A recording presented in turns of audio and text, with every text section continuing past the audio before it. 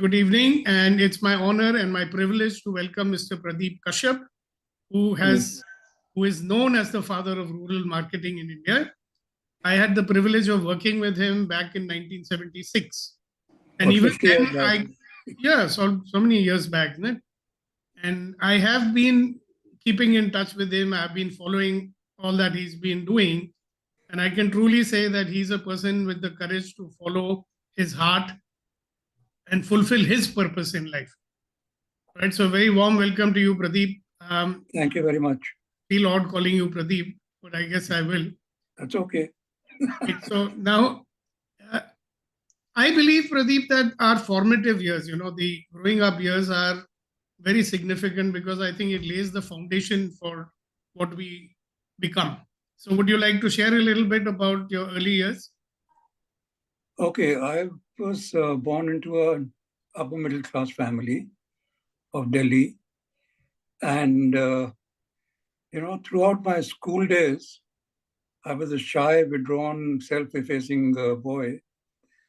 And I didn't get an opportunity to get onto the school stage even once because I was no good in academics or in sports or in debate or drama or any of those things.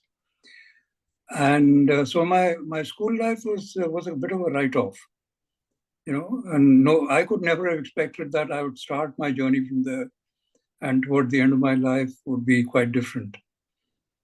And the same sad story, I'll say, repeated itself at BITS Pilani, where I did my engineering. I never got onto the BIT stage, but I did get onto the BIT stage 50 years later, when I was honored with the Distinguished Alumnus Award. So that was the first and only time in my life that I got onto a stage till that time. Later on, there have been many opportunities to get on the stage. So school life, college life, by way of any achievement or any potential, none.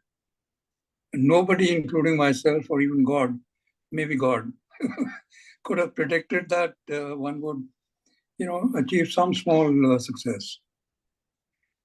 So that's the story till then. And then my corporate life. Just one moment. Sorry? I think we learn more from our mistakes than our achievements. Right? Yeah. So whatever happened to you in your childhood, I mean, I remember myself being an absolutely shy person. I never used to speak to anyone. Okay. But I was an observer. I was listening. I was watching. I'm sure you must have done that too. Because quiet people, they observe more, they learn more. So do you remember anything of significance that has impacted you in your life journey from those days? Well, one was that I was, when I finished my school and I joined college, and we were having a Students' Alumnus Day back in school. And we got invitations, and there were a couple of colleagues with me who were from school at BITS. And they said, "Aren't you coming for this event?" I said, "No, I'm not, because it doesn't make a damn difference to anyone. If I go back, nobody would recognize me." So that was one. But that, set me thinking that, am I going to live the rest of my life this way? Unrecognized. Yeah, unrecognized. I'll be an unsung hero. I'll die an unsung hero. I mean, not even a hero, an unsung ordinary guy. And that, I think, was the first transformation which started to work. And the other one was, I like you, I observed that my sense of observation was very acute. I could remember details, I could remember conversations. And I started getting impacted by these because earlier I was a rudderless character who didn't know which way he was headed. So these were the two sort of things that stand out. And of course, in college, one used to feel very sad when one of your friends got onto the stage and you were still continuing to sit on the chair in the auditorium. So yeah, so it's been a very, very different journey later in life. Yeah, and you had a very successful stint in some very large MNC companies, including the one where we worked together. Yeah, so What made you, give it up? I mean, did you get disillusioned or something like that? yeah, you see, there were two things. One was I realized, which my spiritual guru actually helped me to realize it, but I'll come to that in a while.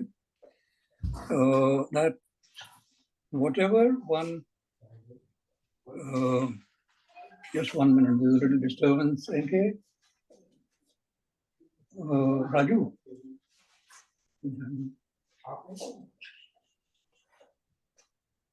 Yeah, so I'll edit I'm that sorry. out. Yeah, I'll so edit that out. yeah, so what I realized was that I first joined Exide, worked there for 6 or 7 years. And then in my interview at MICO, Mr. Ramaswamy, who was then the sales head, he said, we are going to introduce selling batteries under the MICO brand. So you'd be the right person because you already know all about batteries. So that's how I got this offer.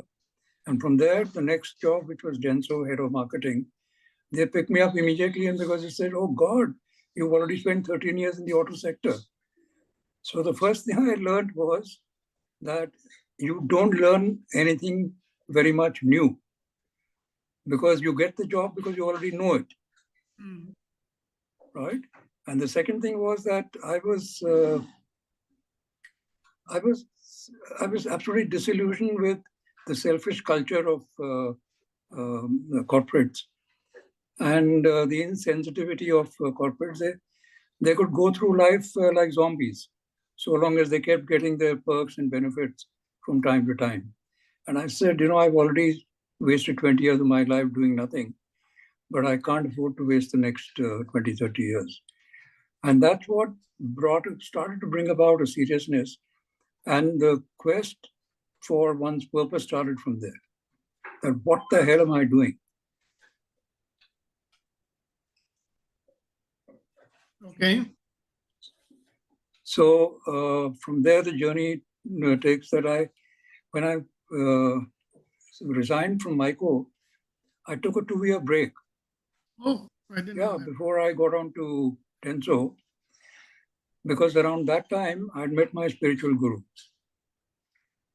And he's a very interesting person. He was God realized, but more importantly, he was an Englishman who came to India during the Second World War and an aeronautical engineer. Oh. So the minute I met him, I could relate to him because we would speak the same language, the engineering language. He was strong in logic. I was very strong in logic. So there was a lot of points of connection. So during the Second World War, he was sent to India by his company to repair Spitfire engines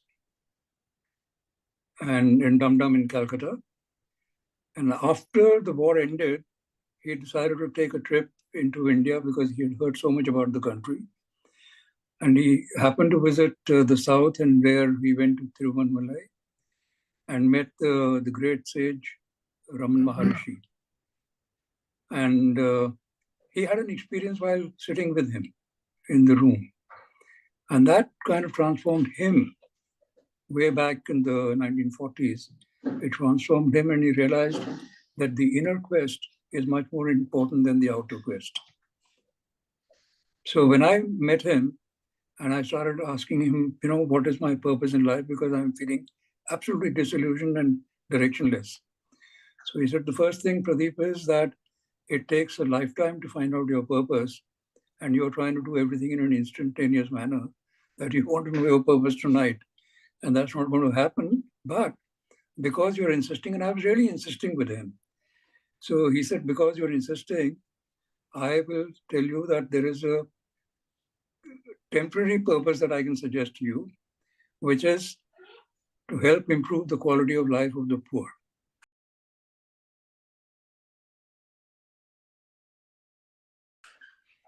Because in serving the poor, you come closer to God. Okay? because your own ego takes a backseat because you're serving the poor. And what are you going to impress them with? Because what they need is 2 square meals. And if you can help them get that, nothing like it. So that's why from there on, I took on my gospel truth as my guru's words, that whatever you do, if it doesn't help the poor, then my suggestion is don't do it. Okay. So for 2 years, I sat and I meditated and I read. I think, maybe about 50, 60, 70 spiritual books during those 2 years and tried to imbibe this thing. And in the meanwhile, I continued my dialogue with my guru and asking him questions, getting clarification. He would suggest what kind of books to read. And I could see a slow process of transformation started to begin. And later one realized that it had actually happened to quite an extent. It had, to some extent, let's say. Mm-hmm. Is that what led you to do what you did that made you get recognized as the father of rural marketing in India? Yeah, so, when I discussed with my guru and he said this is a temporary purpose. So I said, now I must take my guru's word seriously. And the only way I can do it is by leaving the corporate sector. So the year I turned 40, with the blessings of my guru, I voluntarily opted out of the corporate sector.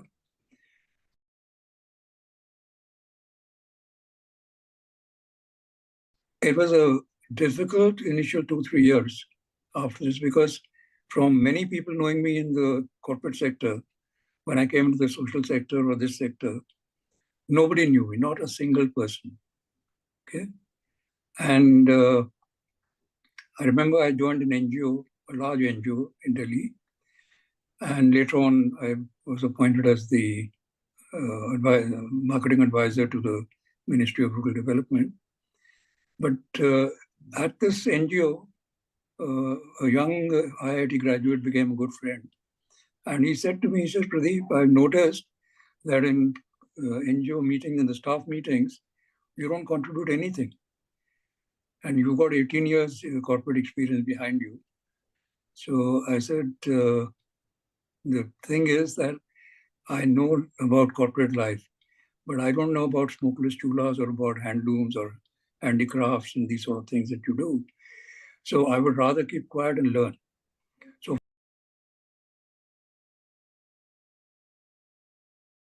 for one whole year, I almost took a Maun Vrat, almost. When I'd go to work, I wouldn't open my mouth, I would only listen. And somewhere I read the Dalai Lama's words, where he said that when you talk, you don't learn anything new. When you listen, there are chances that you can learn something new. So it's better to listen than to talk. And that 1 year proved to be my most enriched year, because I got into the fast track of learning. Whoever I would meet, I would ask him questions and just listen to his knowledge. So one acquired kind of, distilled knowledge very quickly. And now, for the last 30 years, I've been telling my team members that whenever you meet somebody, assume that you have a pipe running from your tank into that person's tank, a pipe, okay? Yeah, so if you connect that pipe, knowledge will flow automatically following the rules of gravity from that learned man's head into your head without any effort. Okay. I said, instead of spending time talking about politics or Bollywood or those kind of things, I said, even on a train, whoever is sitting next to you on a flight, whoever is on the next seat, just ask me what do they do. And I said, nobody in the world will refuse to talk, because that's the opportunity for them to have their ego boost opportunity. That, oh, you want to know about me? I'm a lawyer, I'm a writer, I'm a poet, I'm XYZ. So that was the richest 1 year of my life, where I really learned a lot. So my question still remains: how did you get to be known as the father of rural rural marketing. Okay. See, when I got appointed as the marketing advisor to the Ministry of Rural Development, their work is all in the rural areas. Right. Yeah. So I got the opportunity to travel the length and breadth of this country, and I observed abject poverty. And coming from a upper middle class family, I'd never seen this kind of poverty. I was born and grew up in Delhi, never lived outside. So that moved me and that got me started on to Mart, which is the next story I'll tell in a minute. In the meantime, you taught in this Anand, isn't it? And you wrote a book also. Yeah, so I will come to that. I taught social marketing at IRMA, not rural marketing. Okay. Oh. But when I got appointed as the advisor to the Ministry of Rural Development, I realized that this is going to become a big market because the government has set up several